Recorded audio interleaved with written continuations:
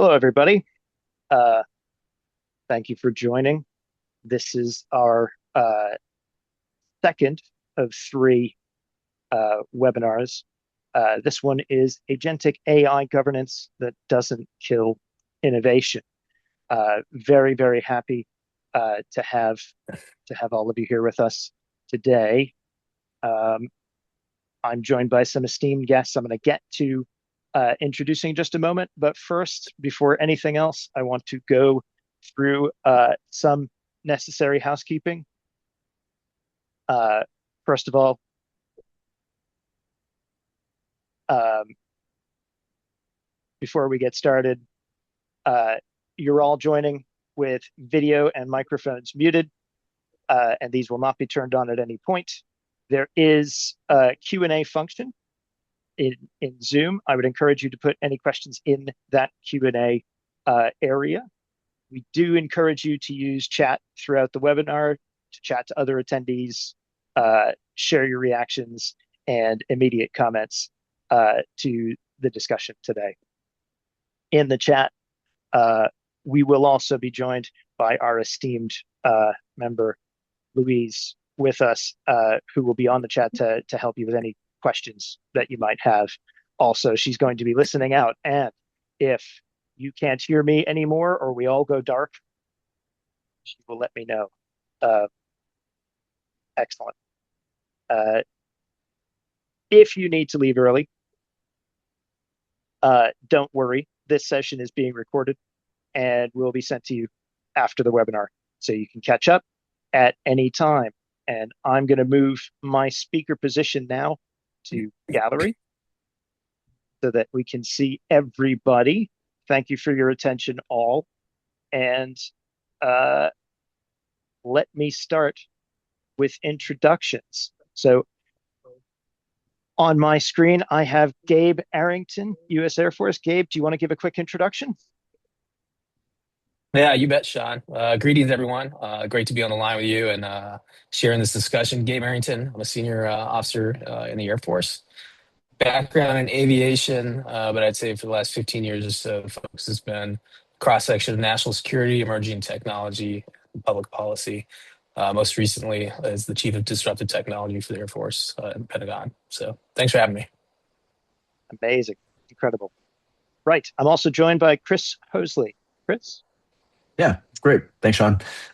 Chris Hosley, Field CTO and VP of Security for Big ID. I've been with the organization for about 4.5 years, but I've been in data security for just shy of, or actually just over a decade now. Well, hard to say that one. And everything data security and AI security is something that has been top of mind for me for quite a while now. So yeah, thanks for letting me be here today. Excellent. Well, thank you for joining. And last but not least, well, not actually last but not least, I haven't gone yet. Steve Gatchell. Steven, you want to introduce yourself? Hey, thanks, Sean. Yep, partner and head of AI strategy here at Ortecha. Been here for about 8 months or so. Prior to this, I was a practitioner, managing data science teams, implementing data governance strategies, AI strategies for companies like EMC, Dell, and Bose. Thanks for having me today, Sean. Oh, it is my pleasure. Last but not least, me. I'm Sean Russell. I'm the head of AI enablement at Ortecha. It's good to be waving at all of you viewers at home, and really, really great to be joined by such esteemed and experienced guests. So this session is about AI governance that doesn't kill innovation. I feel like what we need to start out with is how we define AI governance. And I want everybody to answer this question, but Chris, I'm going to start with you if you don't mind. Sure.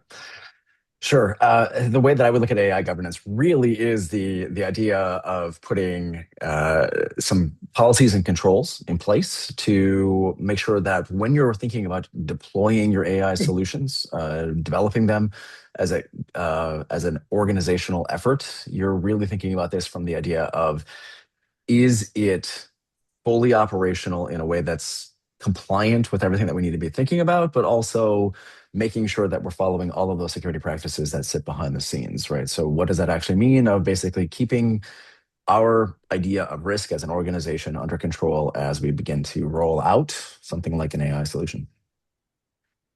Excellent. Excellent. Stephen, you're next down my round the room. How do you define AI governance? Yeah, I think it's really understanding the guardrails and the frameworks in order to implement AI in a safe and responsible manner, quite honestly. There's a whole lot more to it, and we'll get into much more detail, but that I like to keep it simple so people can have that takeaway. The safety and responsibility seem to be a running theme. Gabe, how about you? How do you, I would imagine you have a similar take. I do. I'm going to echo some of the same things, but most of my answers are going to come from a national security lens. So governance to me is not about slowing the technology down. It's about deciding who sets the rules before the rules get set for us. So when I talk about AI governance, I mean the frameworks, the standards, and the guardrails that determine how these systems get built, tested, deployed, held accountable, echoing what Chris and Stephen have said. That covers everything from safety testing and export controls to how an autonomous system makes a targeting decision on a battlefield. And here's why it matters from a national security lens. Technology moves faster than policy, and it always has. But the gap has never been this wide. Stakes have never been this high. We're building systems that can identify targets, evade defenses, and operate without a human in the loop. If we do not govern how these capabilities are developed and used, we surrender the initiative to others who have already decided that the rules do not apply to them. So governance done right is a force multiplier in industry, the military, et cetera. It builds trust across companies and allies. It creates interoperable standards. It'll let us move fast on things that actually matter. Done poorly, it becomes kind of a self-inflicted wound, and we tie our own hands. Yeah, that makes sense. So it sounds like we're centering on the same things from different angles. Sounds like we all believe that we define AI governance as guardrails, as responsibilities, as security around AI and AI solutions. It sounds like we have uh, different things we're tackling, but we're using a lot of the same methodology. Does that resonate? Is that about right? Yeah, I and tend to I agree think, so. look, everybody always asks the question too, right? What's the difference between data and AI governance? And I think it's relatively similar conversations, but I think in the AI space, and certainly some of the points that Gabe brought up in a defense environment, it's exponentially more important from an AI perspective than it was from a data perspective to have that governance, right? To have that security, that privacy understanding, and that data space. So I think while everybody might define it just a little bit differently, the core themes are the same both through data and AI. It's just I think the implications on the AI is exponentially more. So I think you're right. I think that's a fair point, and it gets to the next question, which is why does AI require a different kind of governance rather than because like just hearing you talk about it, there's a lot of overlap between data governance and AI governance. Gabe, you're probably best placed to opine on this. I understand that certainly speed is one aspect of that, and capability is one aspect of that. What are some other aspects of why AI requires a different set of tools and processes and governance methods uh, than data? Yeah, it's a great point, and it's affecting every sector, right? Finance to defense, everything in between, mass logistics, et cetera. Old models were built for tools that stay where you put them. AI does not stay where you put it. So think about how we've governed technology historically: a weapon system, a piece of hardware, a chemical process, manufacturing, et cetera. Those things are physical, they're traceable, they change relatively slowly. You can inspect a factory or count warheads. You can write a treaty about something that you can see and verify. Traditional governance assumes a stable target moving at a pace policy can keep up with. AI breaks every one of those assumptions. A few examples. First, speed. The systems improve faster than any regulatory cycle can track. Diffusion. A fighter jet requires a nation state, a supply chain, billions of dollars. A capable AI model can be copied, downloaded, and run on a hardware a small group can afford, if not individuals. So the barrier to entry is collapsed. Third, dual use. There's a lot of dual use technologies out there, but there's no clean line between the civilian version and the military version or something involved with the national defense for a country. The same computer vision that sorts photos on your phone guides a strike drone. And fourth, and this is the one that I've been wrestling with, autonomy. We're handing decision-making authority for systems that operate faster than human judgment and increasingly without a human in the loop. So governing a tool a person wields is one problem. Governing a system that acts on its own at machine speed is completely different, whether that's on a manufacturing line or in a national security situation. So it sounds like whereas a data governance execution might be, well, let me put it this way instead. It's bad enough that a bad actor might get some of your data. If a bad actor is also equipped with the same kind of AI, as you say, that's used to capture images on a phone or edit images on a phone, and then also, you know, be inside of a strike drone, that is a whole different level, and it's a whole set of capabilities that bad actors didn't have before that they now need to. So, Chris, is that what you're seeing on the other side of this? Are you seeing from a security and privacy perspective? Is it an arms race that's ratcheting up, which I know is in the news and it's buzzword fever, but is it? Yeah. Yeah. I mean, honestly, it's from a commercials perspective like that, definitely it's happening, and it's happening at a rate that is honestly, you wish you could look at somebody and say, slow down, right? You wish you could stop and say, hey, all those things that you've been meaning to do, right? And that's actually kind of where this, I feel like the conversation always tends to go to. All the things you've been meaning to do are now getting exposed at such an explosive rate because everything is happening faster. It's happening in a more autonomous way. You don't even know that it's actually there, and you're finding out as it's going along, or some cases weeks later. And we've had organizations that we've talked to that are like, yeah, we turned this thing on and it is like trying to put Pandora's box back together again. And frankly, we don't think we ever will. Like, we just don't think we ever will because we didn't put the guardrails in place. We didn't put general principles that we were supposed to be believing in that were part of our mission statements as a security organization or as a privacy organization. They never actually got really firmed up, right? It's kind of like a molding clay. Like, it was just about there. And then you forgot to put it in the kiln and actually really lock it down. And the next thing you know, it's spilling out everywhere because this thing came in so fast with such voracious appetite to just answer questions and deliver what it needs to be done. It just kind of stuck sitting here going, okay, let's control what we can control. Let's start this over again, but we got to do this fast. And we've got to think about exactly what we've learned so far and adapt quickly to it. So, yeah, for sure. Absolutely. I'm gonna jump Yeah. in there real quick, if that's all right, Sean. Can I? Yeah, that's a Yeah, great absolutely. point, Chris. And what you just said made me think of the space domain, right? And space exploration for humanity, right? That started early, but it took years to get to the 1967 Outer Space Treaty, and now here we are today with the Artemis Accords, right? And so what that means for humanity, right? And that's something that we had years to look at that impacts everyday life with GPS or banking, et cetera. And so now here we are, like you said, without the guardrails, what are we going to do? Yeah, absolutely. And that's not just a question of speed.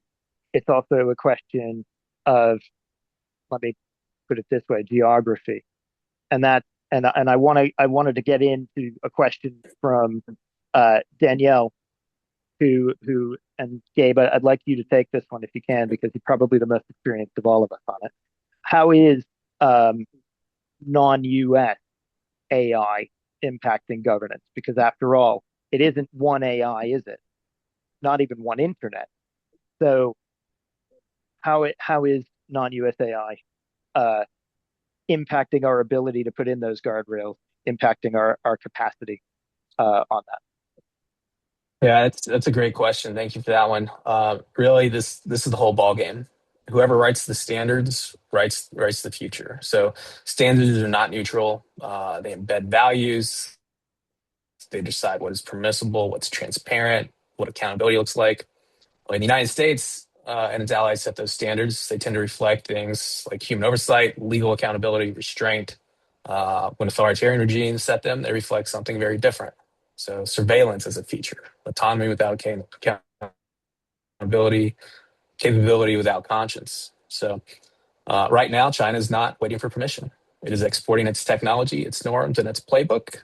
It's doing so through the backdoor of unfortunate active warfare in multiple regions. Let me give you three examples. First, Russia and Ukraine. According to Ukraine's Foreign Intelligence Service, Chinese firms are providing Russia with the hardware and AI software, enabling adaptations to its unmanned aircraft systems. We're seeing that play out in real time in the news. Last week, the BBC reporting on what's called safari strikes, drones targeting civilians. Horrible scenes. A street vendor selling tomatoes last week. Second is the intelligence layer. In October 2025, Ukrainian intelligence indicated China could be providing Russia with satellite intelligence on strategic targets, including sites owned by foreign investors. So you're seeing the application of emerging technology impact industry-wide, worldwide investors and industry. And then third, there's Iran. This is one that should get everyone's attention. Currently, Iran's ability to execute accurate missile and drone strikes on cities across the region, multiple states, are being supported by Chinese intelligence, satellite navigation, radar, electronic warfare technologies that are expanding their reach. All that is open source in the news. And so causing regional instability. So the strategic takeaway, some states around the world are not waiting and not debating on what right looks like for humanity. That's something that should be eye-opening for all of us, regardless of national origin, race, religion, etc. So if we see the governance conversation, we're not just losing an argument, we're losing, our voice of the future and the voice of future generations. It's a really good point. I want to bring up a concept that you actually talk about in your chapter in the AI opportunity. I don't know if people can see that.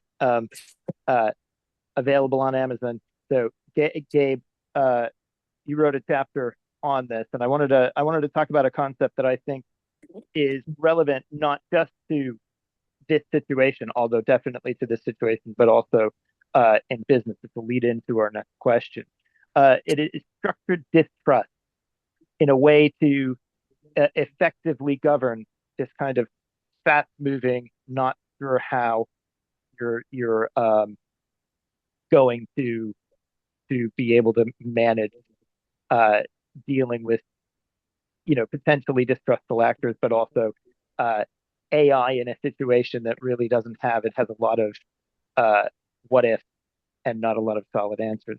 Structured distrust. Do you want to talk a little bit about that as a concept? Yeah, I'm gonna jump in and talk about structured distrust. This is something a colleague and I were talking about. Zane Teeters works in the industry, and we gave a discussion last year at the UN General Assembly based on finance. And what we contended was that traditional organizations that were mostly formed coming out of World War II, the UN, NATO, etc., are not structured to absorb of intellectual rigor, debate, emotional response that AI is going to generate.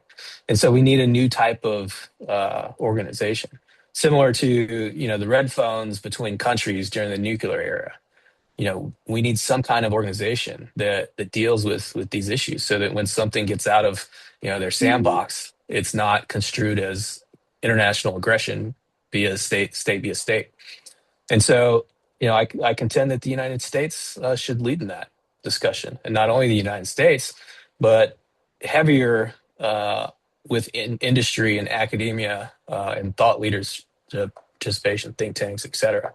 That's the kind of intellectual rigor that we need to do in forming organizations that will create an environment where you have structured distrust as we move forward together as humanity in this technology that's changing everything. Absolutely. I think I thought that was a really good point in the book. You talk about that kind of organization having verification mechanisms, having transparency measures that are published, and so on. And I really think that's helpful. And I think one of the ways when the kind of course is bolted, one of the ways to maybe wrangle back and put some governance effort on that is through kind of those efforts that help verify without necessarily restricting action. And I feel like that brings me on to a question for you, Stephen, about how you drive governance that enable action rather than overly restricting.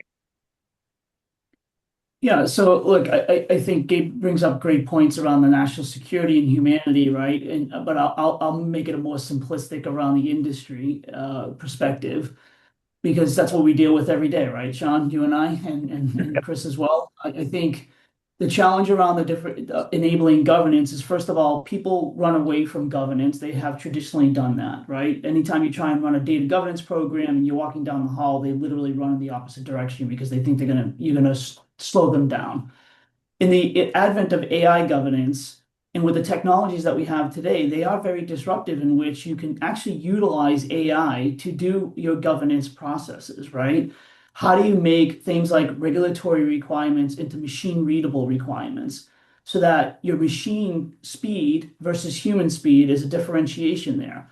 So you can't have somebody looking over a regulation and then clicking a button with human in the loop to say, okay, go do this action, because now you're kind of defeating the whole purpose of AI. And to Gabe's point, like, what things do you want fully autonomous versus semi-autonomous, human in the loop and over the loop and all that fun stuff? So I think one is, how do you actually utilize the technology to drive your governance that can actually do it at machine speed? So technologies like a big ID, for instance, and other technologies can help do that. The second piece is really honing in on what are you trying to accomplish with AI. What we see in the marketplace is a lot of times people are doing AI for the sake of doing AI because it's something cool and they want to be part of the cool train. But it's really like, what is your company actually trying to solve from a problem perspective? So as an example internally, right, Sean, we have to go and find business for our consulting company.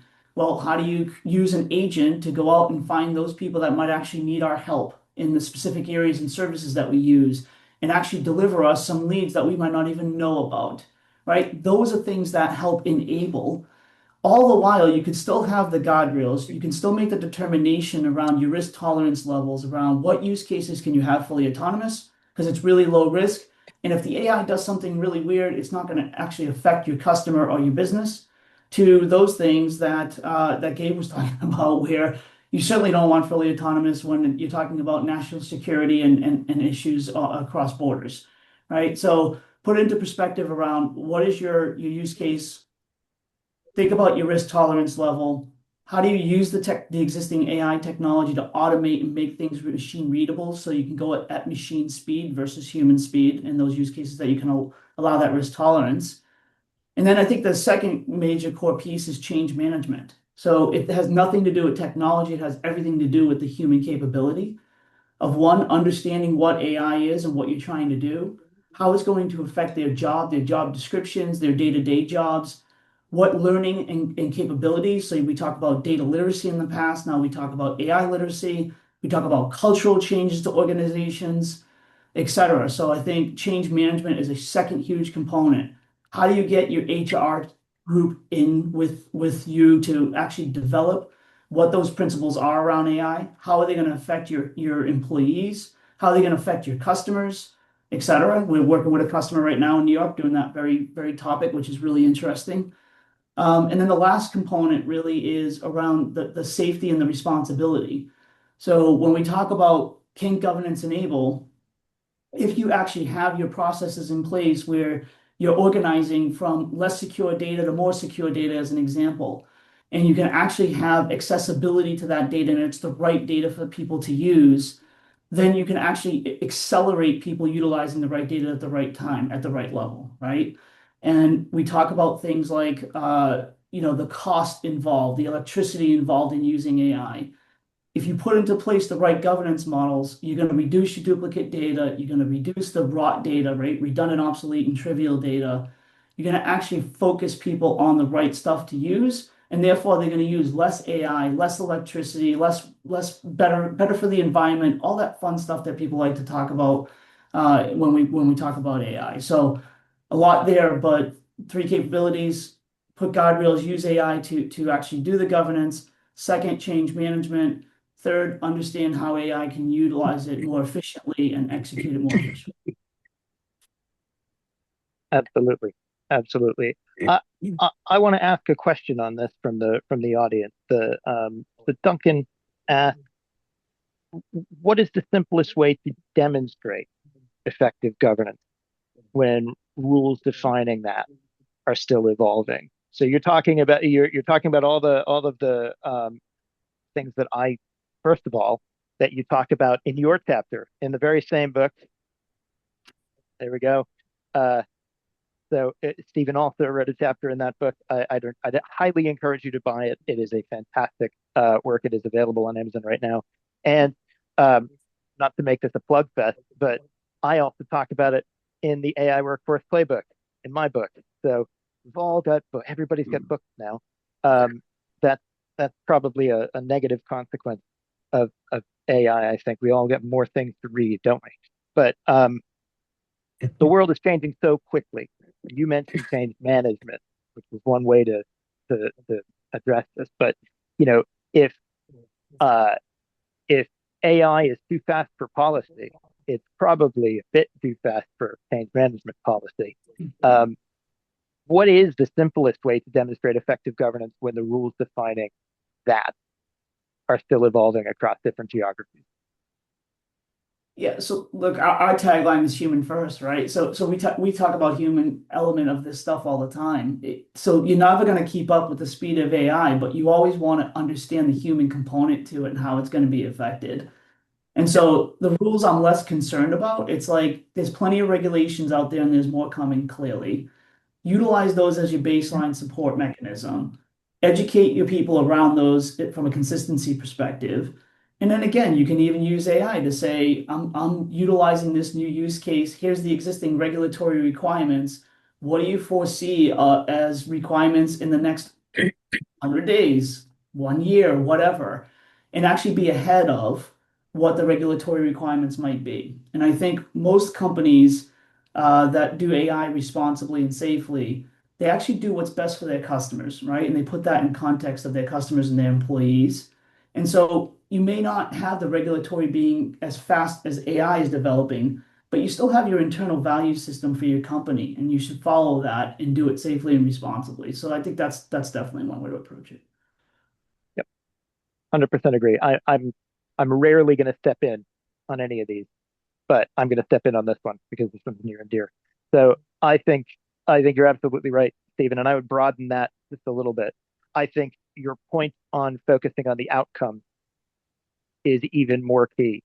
And the better you define those outcomes, the better you can define the appropriate level of governance to enable, but also protect your whatever it is you're trying to do with AI.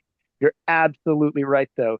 The key focus has to be that end user. I do think there's depth. I mean, obviously, uh, compliance and regulatory compliance with internal policies is absolutely essential. However, uh, that focus on the value of the customer and the importance of the customer within the organization has to be your North Star when you're building out a an AI governance framework. And it is, to my mind, the fastest way to demonstrate effective governance because you have that customer in mind. And so the actions that you're taking are with that customer in mind, whatever your customer is, whether it's B2C, B2B, um, so on and so forth. So I think that's a really, really good answer. Thank you for that. Anybody else want to weigh in? I realize I stepped into player role here for a minute. Sean, you're allowed to do that, by the way. It's okay. Hey, thank you. Well, I appreciate it. Great. Well, we Yeah, talked I'll about. jump in, Sean. Oh, please do, Ken. Yeah, Yeah, just briefly, and I'll probably touch on this later, but I would say that AI governance it's a long-term game, and educating the future generations of what that means is going to be important. And we saw 4G technology proliferate in 2008, leading to peak iPad sales in 2013. Every kid that was 5 years old or older in 2013 and on has been exposed to iPads and in a digital life. And so how they are going to interpret AI governance when they are college students and entering the workplace is going to drive us in certain directions. And so focusing on education is important. absolutely, absolutely, absolutely. And that brings up a really good point that isn't in my notes, but I wonder if I could get everybody's take on this, or just kind of jump in a little bit. Um, you're right that this is long term, and one of the key governance challenges, I think, and a key difference between data governance and AI governance is that there's going to be a skills gap as these roles, as many of these things become automated that weren't automated before. If something crucial or critical breaks down, that human in the loop is going to be less and less capable of addressing a serious concern. I've heard it called the discernment horizon. And once you're past that discernment horizon, you know, you're out over your skis effectively. Uh, I feel like this is a governance challenge we haven't necessarily hit upon yet, but it's something that's coming down the pipeline. Does everybody else feel the same way? Is this happening in government? Is this happening in business? Yeah.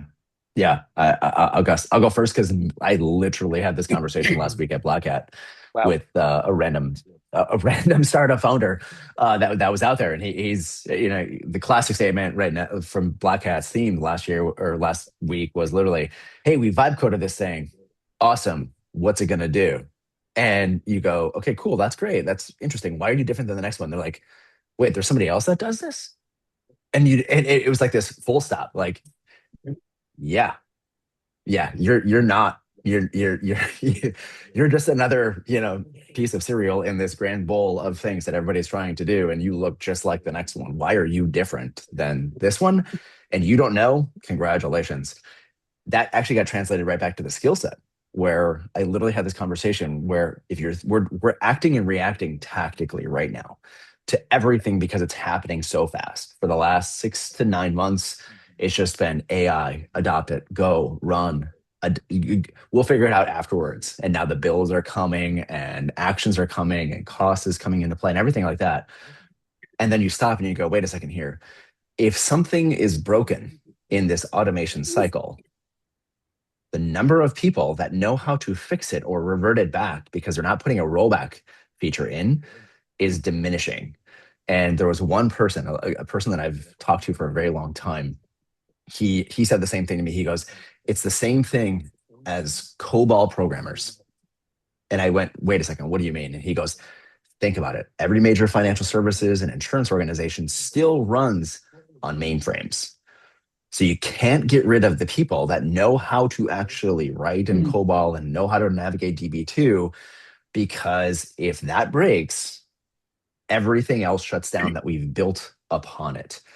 And he goes, "It's the exact same thing. All this autonomous function, all these general points that are sitting out there, AI is taking over and it's just going to run workflows and agents are going to handle these things. But what happens when the first one causes the spiral effect? You need to have a team that actually knows how each and every single process actually works inside of the business so that when it has to either be undone or, worst case, rebuilt, you actually have the skill sets to actually know how to program, know how to redesign, have a database administrator, have all these people that actually have real skills for what's actually being done." And he's building a project around that idea of basically how does it align to a person within AI, right? So which teams would be aligned to each area that he's building it so that they make sure they actually don't get rid of people as they're building out their product. It's a very interesting approach. I was like, wow, that's actually wildly interesting. And he's targeting it towards small to medium-sized businesses, not at major enterprises, because he goes, it's just being forgotten. These teams are being forgotten, and random people that have lots of skills are just kind of being set to the side because they think AI can take the job. So it's very interesting from that angle. So Chris, though, let me play a little devil's advocate. Sorry, I'm taking over Sean's role for 30 seconds. So one of the challenges we have that I see in the marketplace is they'll be like, okay, well, why do we need enterprise solutions or these tools or that tool or this framework or that framework? Because AI can just give us the answers, right? So if you have a COBOL problem, just feed in the code to some AI program and it's going to give you the answer or whatever. In all sincerity, like that's how people like, I'm not buying any more tools in the marketplace. I'm just going to create my own tools. Like, how do you address that? Like, what are your thoughts around that? Because I'm with you on what you're saying 100%, but I think people that just don't get AI and the implications of what it can and cannot do, they're thinking in total terms of like, I'm just going to outsource everything to AI. Like, yeah, yeah, I look at that, and I've had similar responses to enterprise level organizations, right? yeah, Major Fortune 50 organizations, and they go, well, what if we just built?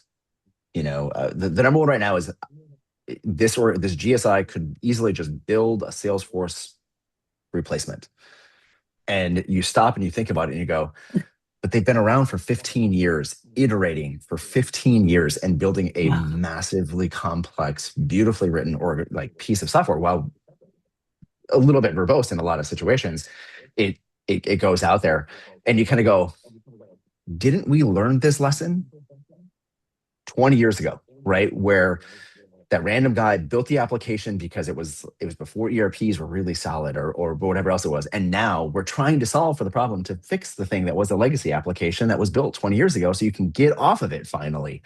And then you realize it's the exact question you asked, Sean, which was what happens to all those skilled people who probably were around and knew how to build those things? They're either retiring or they're being displaced in this process. You're literally creating this cycle all over again, where fine, you could custom build something, but what happens when the team that custom built that moves on, right? Or you decide to displace them because AI created this for you and it built it. And now you go, great. It only was able to build that because they were able to give it all the inputs that it was needed to actually do this process. And now you got rid of them. Well, what happens when it stops working? Well, we got to bring them back. We're back to square one again, all over again. Of why did we just do this all over again? We just dumped a ton of money into something that we literally already had an answer for, but it came from the brilliant minds that were actually sitting out there in order to create it anyways. So it's a wildly vicious thing. We've had huge organizations literally remove organizations, and then all of a sudden they call them all right back in again because whatever was sitting there stopped working. And if you've ever been a part of an organization where productivity stops, it is measured in hours, in the sense of dollars to hours. As soon as it hits 10 million bucks, congratulations. Everybody's going to raise their hands and go, productivity's gone. We need to bring this back together, start from scratch, or restart the cycle we had spinning for the last 20 years. Yep. I can only imagine it's the same thing in government as well. I mean, Dave, keep me honest here, but that's an even bigger flywheel that's probably just rushing through stuff like that. I'd agree. Excellent. Well, I'm glad I asked this question. It feels like a hot button.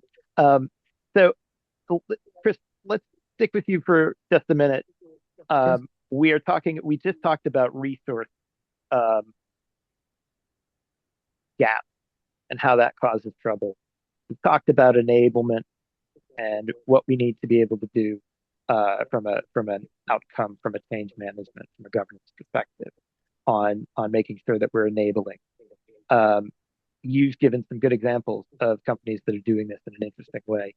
How do you balance enablement on the one hand with security and compliance and safety? And I want everybody to opine, but Chris, let's start with you. Sure. Stephen knows this. I actually don't have an IT background, right? I actually have a dual degree in English and biology, so literally nothing to do with IT yet I came into the space. So English has always been this thing. And so you guys have been talking about books. I'm like building out my Amazon list of like more books to like pick up and read, which my wife is going to absolutely love. But I come back to it's actually defined in two classes, right? And I'm going to go to a book that I absolutely love. It's called, it's by Ray Dalio, right? Bridgewater Associates investment firm. It's Principles, right? And he describes it as principles are the things that you just simply do not compromise on. And that would be security, right? These are not compromisable points of view for how the organization should operate. Whereas enablement are your rules, right? They can be bent, they can be broken in some situations, they can be manipulated and changed over time based upon the needs, but the principles remain in place.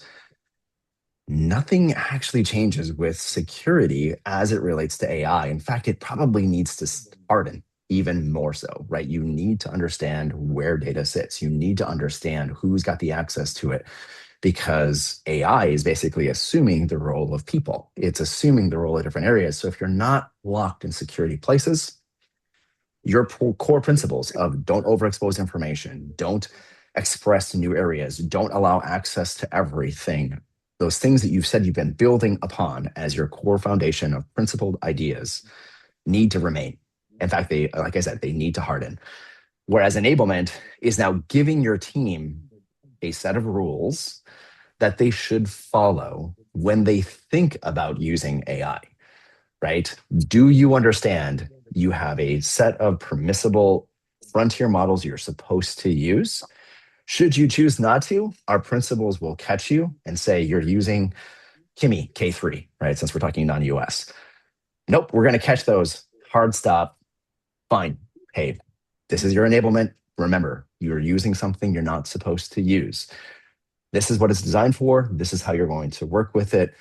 Security behind the scenes is going to make sure that you don't jeopardize the organization because of something that you might not have been aware of, because you use Cursor, which allows you to pick the model that you're using. All those areas, it's just this unknown thing. So enablement is designed to help educate and begin to build rules around it, where security is basically saying, hard, fast, do not violate these. We will stop you if you decide to. Keep that in mind moving forward. Hopefully that analogy worked for everybody, but if not, obviously there's questions. You can ask those. If you don't mind, I think I just want to jump in real quick, 30 seconds here. So I think the biggest thing when it comes to security, and I'm with Chris on the principles, like we literally have a project right now where we're designing principles around their AI usage, right? To go by hard, steadfast rules and give people. And part of those principles is the risk tolerance conversation, right? I think that there's not enough conversation around what risk are we willing to take for the outcomes that AI can provide from a compliance perspective, from an efficiency perspective, whatever the topic of conversation is. And so I would say, as you go through and balance that enablement versus security and compliance safety, you absolutely have to have the risk tolerance conversation in a cross-functional manner of what is the CISO going to allow versus the CDO versus finance versus your CEO, because they want to move fast. But when you say, okay, we can move fast, but here's the risk tolerance level, are you accepting that? It becomes a very interesting conversation. So I just want to make sure that's part of it, is the risk piece. Yep, really good point. Really good point. Making sure that everybody is aligned is key, not just there, but all over AI. And I want to talk about why for just a second. There's a couple of points I want to bring up. One, a recent Ipsos study found that Ipsos found that 21% of AI use in the US for work is being used on a personal plan. Now, there's two reasons why that happens. Only 21%? That's I low. know. That's really low. That seems low. 100% Security agree. is playing 100% agree. effect. All right. Worth it. I must report the facts as I could get them. But I agree with you. It feels low to me too. but 21% is 1 in 5 people. 1 in 5 people, and I will say that a further 10% of that number admitted on the survey to feeding uh, effectively proprietary information into their personal account. What I am talking about for the uninitiated uh, falls under the broad term of shadow AI. And we had a question from the group that I wanted to ask. What are some successful methods that firms use to get visibility around shadow AI? And this is, I imagine this is affecting government as much as it is private enterprise, if not more so. Uh, um, yeah, feel free, anybody, jump in. That's for all of you. I can go first if you want, Yeah, just because that's kind of my world and has been my world for over a decade now. It falls into two buckets. It's proactive and reactive, right? And it's always been that way. Literally, when it comes to data, and now it's coming to AI in those spaces. It's how do you know what data is sitting out there is always the proactive methodology, right? Because that applies to things like compliance and governance, privacy, security. If you don't understand what's actually sitting there, there is very little hope that you're going to be able to react fast enough. So taking a proactive stance to understanding what you do have in your environment, what is being adopted, and coming to a conclusion of having kind of a source of truth is a concept that's been around for a very long time, right? And having that proactive stance allows you to be more proactive in every way that you do everything. Every CISO that I talk to, it's the idea of the less I have to guess about, the better off I am at reacting to what needs to happen. Right? That's always their stance. The reaction, though, is the other side of this house, which is basically saying, of those 21%, if they're moving that information over there, how are you able to see that? And you're going to have to do that in a way that basically says, inside your corporate policies, if we determine that you have access to sensitive data and we have a way to see that you did access sensitive data and you started to move that information out, we have the ability that is now our information and you're taking that. And now we have the ability to go and actually give ourselves access to that information. As a VP of security, we have those written into our policies that basically anything that's sitting out there, we do get to keep track of it. We do get to understand how you're working with it, how you're interacting with it. It's not flawless. It's not, there are gaps in how it works. But when you breach that part of the agreement with how you're working for the organization, we have ways to make sure that you understand that we will make sure that you have not shared that information as well. Now, well, we're not going to get into that because this will take us all the way to the end, and I know we only have 12 minutes left, but the ability to actually act on it and go find out everything that's gone on and what they've done after that fact, that's a whole nother story of legal problems and headaches that exist that can be there. But understanding what it looks like first from a proactive stance is great. Understanding how to react when something does seem nefarious or possibly non-nefarious is when you have to be ready to move with something like a cloud DLP or a CASB offering that sits out there. Great. And it's worse now than ever, right? Because we're not talking about just data now. We're talking about agents. We're talking about orchestration of agents. We're talking about MCP servers. We're talking about inventory of all that stuff. Well, I think, and I'm wondering if there isn't a cultural element to this as well, in the kind of governance kind of conversation. So, like, is it not also that we need to instill an understanding of the risk within our teams and our people and help them kind of bring them along for the journey? Because it kind of feels like no big thing. Maybe I'm only doing this so I can format a table and then pop it right back into PowerPoint. Nobody will notice. Or I only use this data and not that data.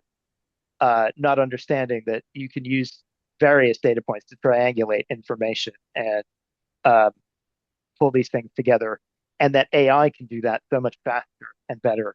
Or I PDF'd it and I put it out and before I exported it so that you can't manipulate it. Not understanding that a PDF is like a PNG. All the layers are still there. So if you blacked out everything, it doesn't matter because AI could just read it. So that level of kind of knowledge, is that not also something that we need to kind of proactively educate our teams on? Uh, I think it is. I don't know. I don't know if that was really a question. Sorry. But uh, yeah. So right, we have about 9 minutes left. Um, I want to take there are two questions, and I want to take them. The first one is from Ron. Uh, AI is mostly based on written words. There is a big gap between what is written down versus what is in the mind of experienced people. These experienced people are getting retired or let go. I think we've talked a little bit about this. This experience is now lost, and the newer generations in AI will start making the same mistakes we've seen many years ago. So we talked about this. We talked about the gap. We talked about, but what can we do about the behavior? What can we do? How can we prevent this?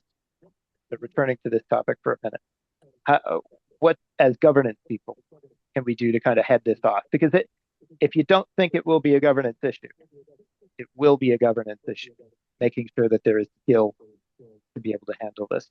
How can we prevent? How can we be preventative about this?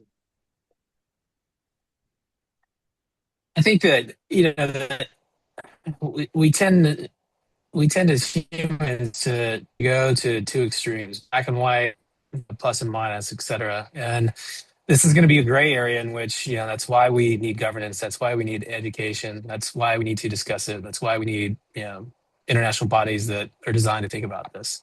And so, yes, this will happen, but how do we minimize things and work through it together? And I'll go back to, education and future generations. I had the privilege to be a mentor and judge for the Presidential AI Challenge, and one of the finalists that was recognized at the White House a couple of months ago used AI with the city of Jacksonville to identify city blight.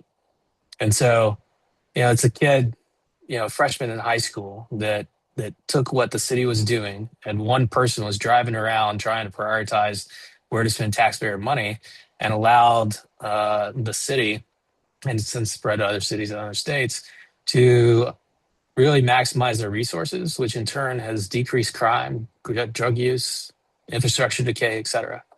And so that's not getting rid of that person's job that used to drive around. It's maximizing their time and allowing us to improve our community. So, that's one example, and I don't know where it falls on the spectrum of the extremes, but I think that the avid discussion is what's important, leading back to governance. Yeah, I think that's a great example. I think you're touching on something that I think about a lot, which is that, are we really using AI to best purpose if we're using it to eliminate roles and skill sets, or could we be better using it to drive growth, which I think is much more of it. It's a bigger prize. It's maybe a more challenging prize. And I think what you're talking about does that. It's about enhancing people's abilities to do things better and more and faster, rather than simply waiting or trying to kind of replace the people. Instead, give them that bionic suit of AI capability that allows them to do these things in a better way. I really like that. Well, just one example, Sean, too, right? Is if we're using AI to help us with some of the minor things, like think about we're recording this session right now. AI can take this and really summarize it into a paragraph or two and take the quote unquote nuggets out of this very quickly versus somebody, having to sit through 60 minutes, or they put it on 1.5. What do they do? But the point being is, if you can get those people that have the institutional knowledge, that have the experience, if you can free them up from doing the minutia stuff and to be more mentoring, and as well as utilize the technology to capture their thoughts, right? So think about years ago, you would have to sit there and type out all your thoughts on paper. Now you can just record it for people. So if somebody's leaving company and they have all this institutional knowledge and they're like, wait a second, 50% of what you do is on paper because we have your presentations and stuff, but 50% is in your head.